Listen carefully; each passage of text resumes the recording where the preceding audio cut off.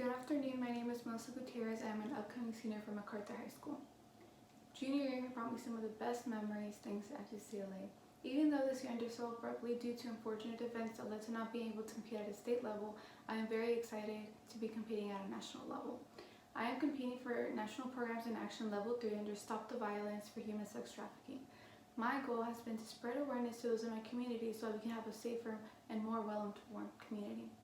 I chose to focus on human sex trafficking because it's a topic that is often not addressed enough, and not having enough information about this topic can lead to very unfortunate events.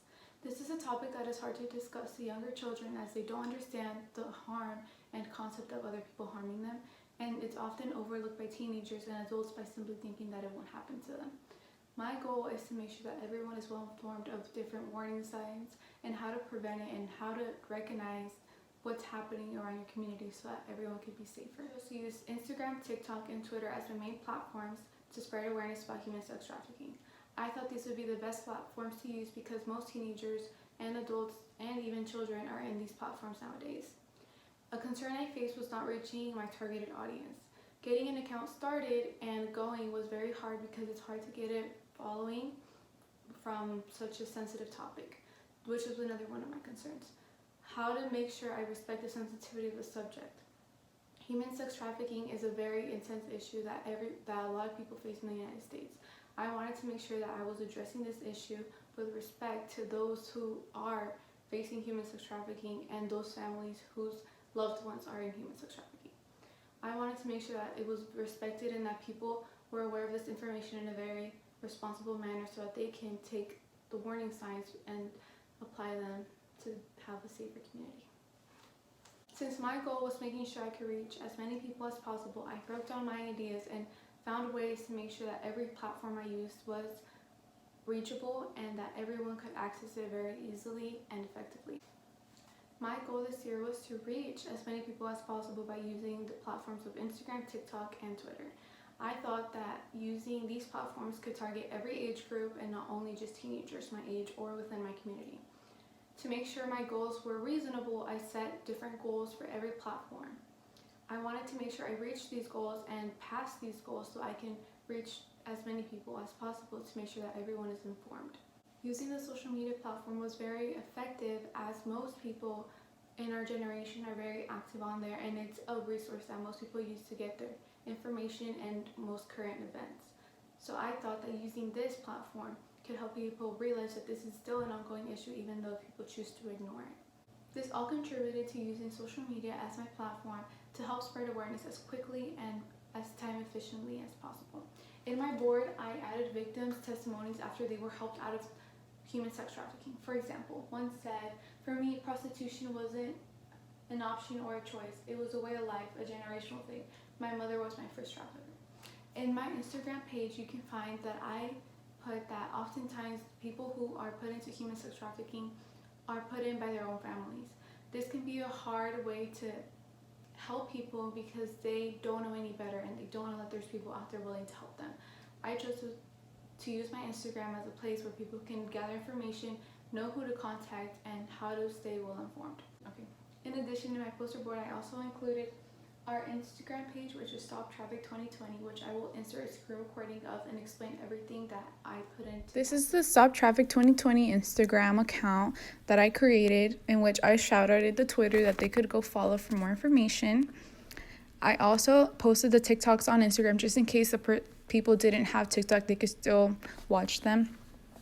I also included a hashtag Stop Traffic in which people could get more useful information. I also included contact information, which is probably the most important part of this project. This had phone numbers to call, who to text, and live chats that they could join 24 hours a day, every day of the week. As you can see in the Instagram feed, I also included victims' testimonies and other important information such as statistics and how traffickers gather their victims. Overall, this is the Instagram.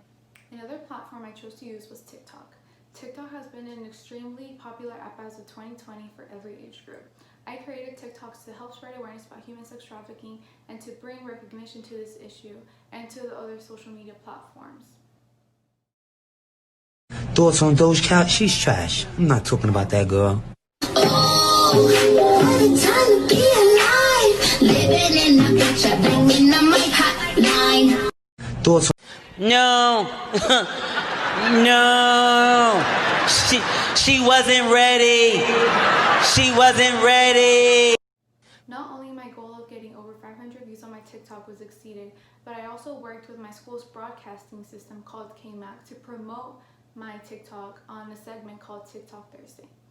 This helped spread awareness not only about the different social media platforms that I was using to get my message across, but it also allowed everyone in my school to be able to watch this TikTok regardless of them having this social media platform or not. This was another issue that I encountered, which was how can I address everyone regardless if they don't have social media. By using KMAC to show the whole school the TikTok, I was able to get good feedback right away of people telling me that they would check out the Instagram page and make sure that they're well informed and share it with those around them so that everyone can be as informed as possible. As you can see in the poster board in the center, I have a poster that was hung throughout the entire school. This poster says human sex trafficking is real, and to be more informed about what's going on in your city, to scan the QR code. This QR code was hung throughout the entire school in this poster and many other posters to make sure that as people were walking around school, they could make sure that they stopped by and looked at the QR code, which led them straight to the Instagram and Twitter account so that they can stay in touch and make sure that they know as much as possible. Upon hanging the different posters throughout the school, I immediately got great feedback from not only teachers, administrators, but also students. Everyone was very interested about learning more about the topic and making sure that they were well informed and so that they could help those around their community. By scanning the QR code, they were immediately linked to the different social media accounts such as Instagram and Twitter and the TikTok page. The posters had a very positive impact, and it made me realize that not everyone has social media, and by using other outlets that weren't specifically just technological would be a much more effective way of getting my message across. This all led to me deciding to use social media as my platform to try to reach out to as many people as possible in a very time-efficient manner where they can access all the information they need and different situations that they can encounter so that they're well informed and know how to stop the violence. Upon the unfortunate events of COVID-19 and not being able to go back to school after spring break, my project was cut short. I was unable to do my informative event which I wanted to host to make sure that everyone recognized warning signs so that they were aware of different scenarios and how to react to different scenarios so that they can be as prepared as possible if the situation came. I wanted to host an event where I informed everyone and made sure that everyone could help one another and we could overall make a much safer community. After posting the TikTok videos, opening up an Instagram and Twitter page, and having great feedback from everyone, I realized that this was such an important step to take to make sure that people spread awareness in this generation. Social media platforms can be such a beneficial tool to everyone around us if used correctly. By making sure that the sensitivity of the topic was respected, I was able to reach everyone in a very efficient manner and make sure that everyone was well aware of the information.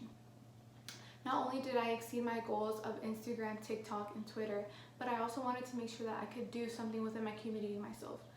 I want to make brochures and make sure that I can still host my informative event to not only teens my age, but also parents and administrators.